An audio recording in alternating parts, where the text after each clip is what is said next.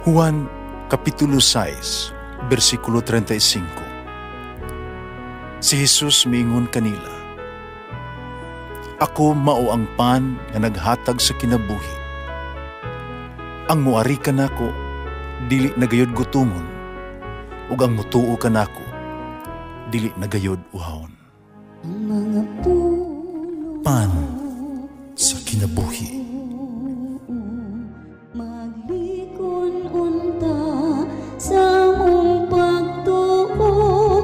Gagakakabi sa pagtuman sa imong mahal nga kasuguan.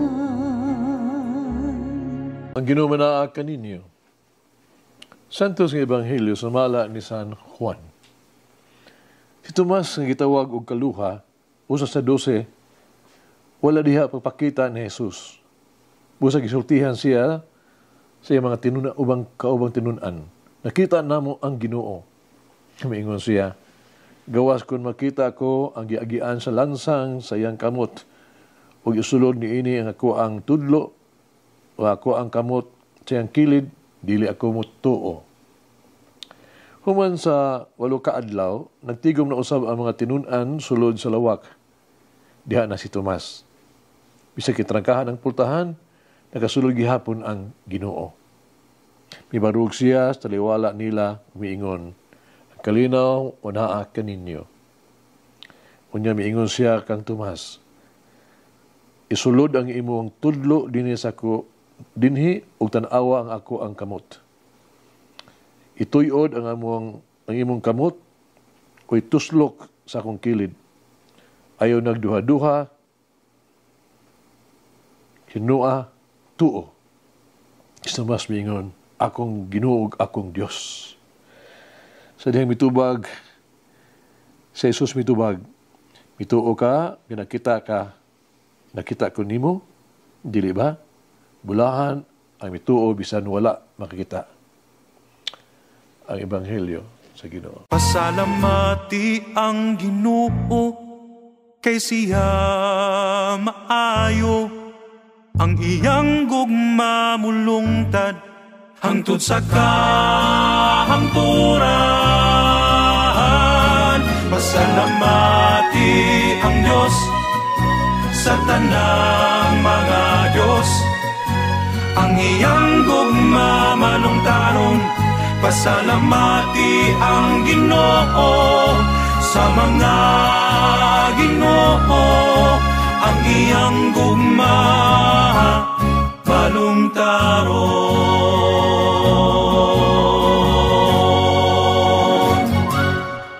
My Lord and my God, akong Diyos ug akong Ginoo.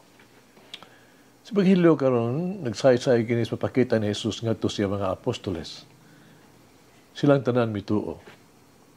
Ilang gibutang ilang pagtuo kang Jesus. Apan si Tomas, doon nagpila ka magpagduha-duha. Wala sa mutuo. Dayon. Gusto siya prueba. Gusto niya nga makasiguro. Gusto mo yung ato ikasulti bahin kang Tomas. Na doon tulog kabutang. Una, ang kasaypanan niya, ang iyang pagbulag sa iyahang kaugalingon gikan sa punto katilimbas mga apostoles. Diyan napakita na ang Ginoo sa unang higayon. Ipalayo siya. Naginusara siya.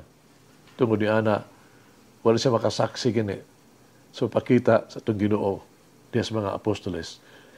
He lost the opportunity. Ikaduha sad, noon makita na to ang pagka-matulod-anon ni Tomas. It is clear, sincero siya.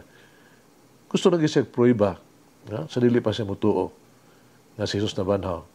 Pero, sa dihang nakita na niya si Jesus o masamad siyang kilid, siyang kasing-kasing, may yukbo siya. Stibuok niyang kinabuhi. Ug mituaw siya sa pag-ingon, "Akong Ginoo, akong Diyos, my Lord and my God."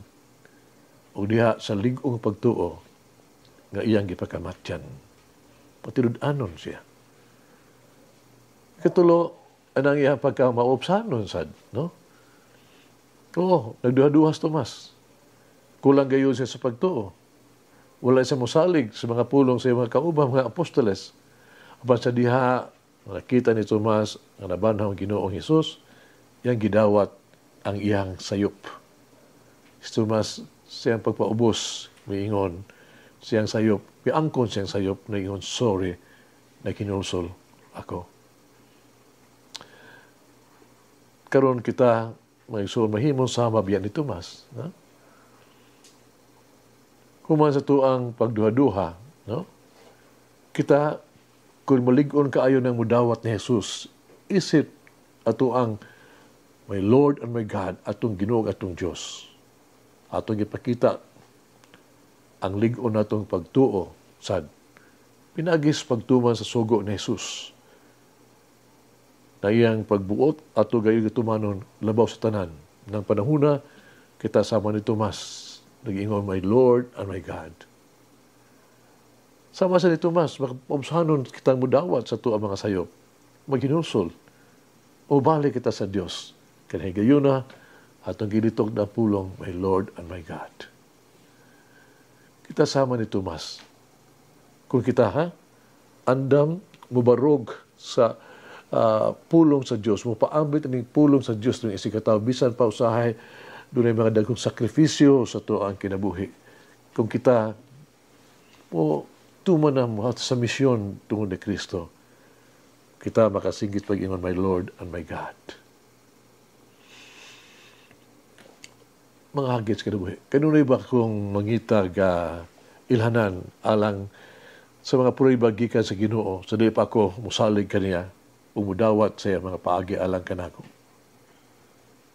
Magampo kita, among minahal nga amahan, mahigbaon kung pasiluon nga Diyos. Ikaw ang among Ginoo, ikaw ang among ang Diyos. Nagtuo kami kanimo. Musalig kami kanimo. Salig mi kanunay diha dag kanimo. Hawani ang among ang hunahuna, gikan sa mga pagganod sa pagduha-duha. Dipuy ang among ang kasing-kasing, gikan sa kabalaka. Hamong minahal nga amahan, may gumaon nga pasayloon nga Dios. Ikaw ang amo ang maumahon ang magbubuhat. Ikaw ang amo ang balaan nga maluluyon nga agalon. Gidawat namo ikaw, gigugma kanamo. Kami magauban kanimo karon us kanunay. Amen. Mama Mary, help me overcome my uncertainties and open my heart to deeper faith in your Son. Bulangin ang Diyos pagagaw sa tanan, Amahan, Anak, Espiritu Santo. Amen. May the Lord of the divine mercy bless us all, heal us from all diseases and suffering. Ayun unta niya kita, tanang mga sakit na sa lawas, o sa kalag, body and soul. In the name of the Father, the Son, and of the Holy Spirit. Jesus, I trust in you. Amen. Whoever eats the bread of life will never hunger, says the Lord. Kay galaan inyong nabati ang pagpaambit ug hamubong pamalandong sa pulong sa Dios pinaagi sa tulumanon pan sa kinabuhi nga gidumala ni Monsignor Daddy Silva. Hangtod na usab sa sunod higayon, daghang salamat. The bread of life